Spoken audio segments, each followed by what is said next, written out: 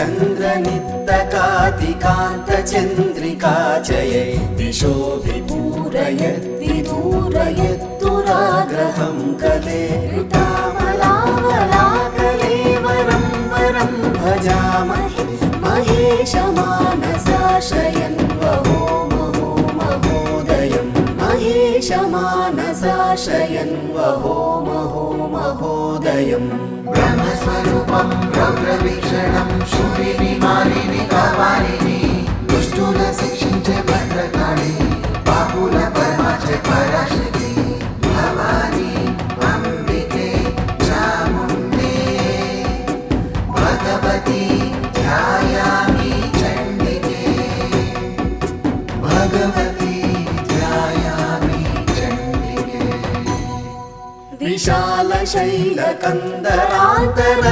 विशालशैलकन्दरान्तरालवासशालिनी त्रिलोकपालिनी कपालिनी मनोरमामिमामुपासितां सुरैरुपास्महे महेश्वरीं परां गणेश्वरप्रसूनगेश्वरस्य नन्दिनीं परां गणेश्वरप्रसूनगेश्वरस्य नन्दिनीं ब्रह्मस्वरूपं रौद्रवीक्षणं शूलिनी मालिनी कापालिनी दुष्टुन शिक्षिंचे भद्रकाळी पापुल परमाचे पराशक्ति भवानी अंबिके चामुण्डे भगवती ध्यायामि चण्डिके भगवती ध्यायामि चण्डिके अये महेशिते महेन्द्रमुख्यनिर्जरासमे समानयन्ति मूर्धरागतः परागमङ्घ्रिजं महाविरागी शङ्करानुरागिणीं नुरागिणी स्मरामि चेतसा तसीमुमामवाससंनुतां स्मरामि चेतसा तसीमुमामवाससंनुतां ब्रह्मस्वरूपं रौद्रवीक्षणं शूलिनी मालिनी कापालिनी दुष्टुन शिक्षिंचे भद्रकाळी पापुल परमाचे पराशक्ति भवानी अंबिके चामुण्डे भगवती ध्यायामि चण्डिके भगवती ध्यायामि चण्डिके भजे मराङ्गनाकरोच्चलत्सुचामरोच्चलन् निचोललोलकुन्तलां स्वलोकशोकनाशिनीम् अगत्रसम्भृतातिसम्भ्रमप्रभूतविभ्रम प्रवृत्तताण्डवप्रकाण्डपण्डितीकृतेश्वर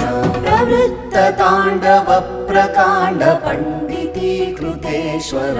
ब्रह्मस्वरूपं रौद्रवीक्षणं शूलिनी मालिनी कापालिनी दुष्टुन शिक्षिंचे भद्रकाळी पापुल परमाचे पराशक्ति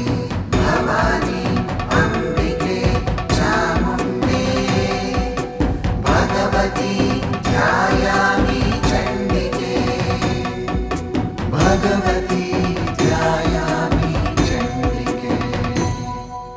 अपीह पामरं विधाय चामरं तथामरं नुपामरं परेशि दृग्विभाविता वितत्रिके प्रवर्तते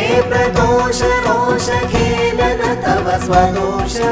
मोषहेतवे समृद्धिमेलनं पदं नुमः मोषहेतवे समृद्धिमेलनं पदं नुमः ब्रह्मस्वरूपं रौद्रवीक्षणं शूलिनी मालिनी कापालिनी दुष्टुन शिक्षिंचे भद्रकाळी पापुल परमाचे पराशक्ति भवानी अंबिके चामुण्डे भगवती ध्यायामि चण्डिके भगवती ध्यायामि चण्डिके अपीह पामरं विधाय चामरं तथामरं नुपामरं परेशि दृग्विभाविता वितत्रिके प्रवर्तते प्रदोषरोषखेलन तव स्वदोष मोषहेतवे समृद्धिमेलनं पदं नुमः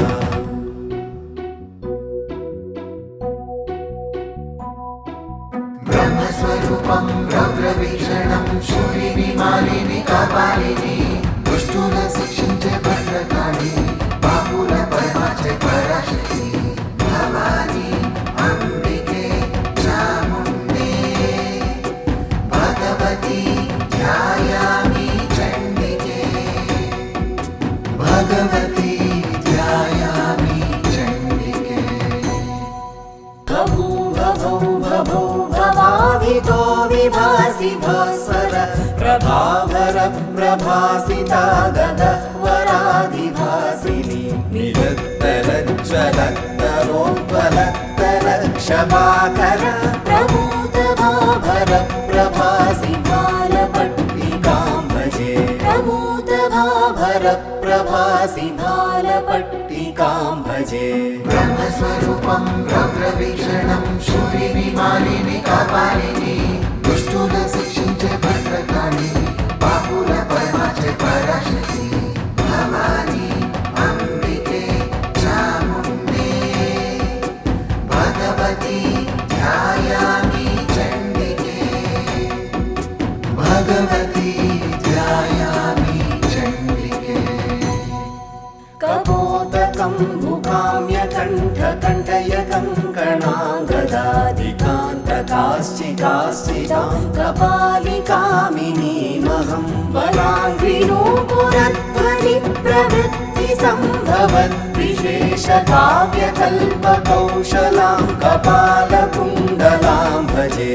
काव्यकल्पकौशलां कपालकुण्डलां भजे ब्रह्मस्वरूपं रौद्रवीक्षणं शूलिनि मालिनि कपालिनि दुष्टुन शिक्षिंचे भद्रकाळी बाहुल परमाचे पराशक्ति भवानी अंबिके चामुण्डे भगवती ध्यायामि चण्डिके भगवती ध्यायामि चण्डिके